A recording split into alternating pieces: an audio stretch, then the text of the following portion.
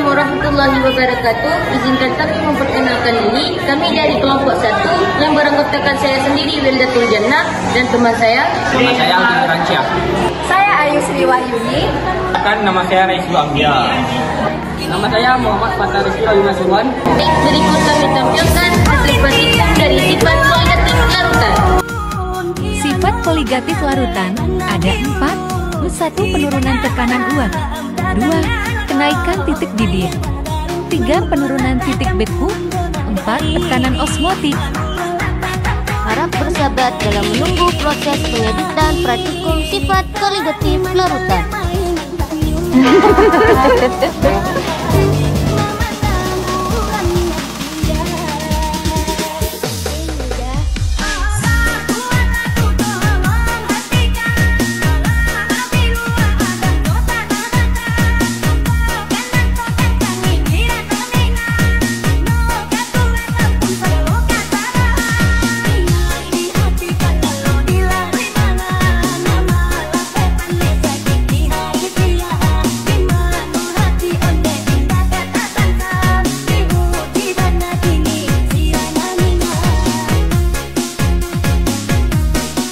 Nama aku Aldi Rancia. Nama saya Fathar. Nama saya Raisul. Berikut kesimpulan dari praktikum sifat koligatif larutan kelompok kami. 1. Penurunan tekanan uap. Menurut hasil pengamatan dari kelompok kami dapat simpulkan bahwa panci dengan penutup akan menunjukkan tekanan uap yang lebih tinggi dibandingkan dengan panci tanpa penutup pada suhu yang sama. Hal ini disebabkan oleh penahanan uap di dalam panci yang menyebabkan akumulasi tekanan. Sebaliknya, pada panci tanpa penutup, uap air yang terbentuk dapat dengan mudah keluar ke udara sekitar, menyebabkan tekanan uap di dalam panci lebih rendah. 2. Kenaikan titik didih. Kelompok kami melakukan kesalahan di mana konsep kenaikan titik didih tidak sesuai dengan sifat koligatif larutan, di mana air tambah garam tambah telur memiliki suhu yang menurun, bukan suhu yang bertambah atau tinggi. Ini disebabkan karena kami kurang dalam penambahan zat terlarut atau garam. 3. Penurunan titik beku. Menurut hasil pengamatan dari kelompok kami, saat garam ditambahkan ke es batu, garam menurunkan titik beku air. Ini berarti es yang biasanya mencair pada suhu 0 derajat Celcius sekarang mencair pada suhu yang lebih rendah, yaitu pada suhu -9 derajat Celcius. Dengan menurunkan suhu campuran di bawah 0 derajat Celcius, es lilin bisa membeku lebih cepat dan lebih keras, menghasilkan produk akhir yang sesuai dengan harapan. 4. Pengapungan telur dengan tekanan osmotik.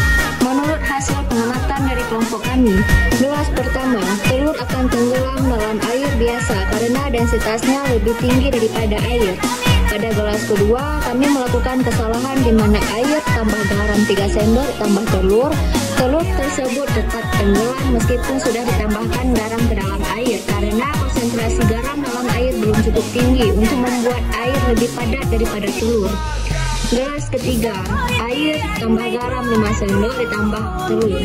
Telur tersebut mengapung karena setelah penambahan 5 sendok garam, konsentrasi garam tersebut cukup untuk membuat air lebih padat dari telur, sehingga air dapat memberikan daya apung untuk membuat telur itu mengapung. 5. Efek garam pada cacing dengan tekanan osmotik. Menurut hasil pengamatan dari kelompok kami, gelas pertama air biasa ditambah cacing. Cacing tersebut aktif atau hidup karena mereka dapat bernafas melalui kulitnya yang lembab dan air tersebut mengandung cukup oksigen untuk mendukung kehidupan cacing. Gelas kedua, air biasa ditambah cacing ditambah garam 2 sendok. Cacing tersebut melemah karena saat cacing terkena air garam, garam akan menarik air dari sel-sel tubuh cacing melalui proses osmotik. Hal ini menyebabkan sel-sel cacing kehilangan air dan mengalami dehidrasi, yang akhirnya membuat cacing tersebut melemah.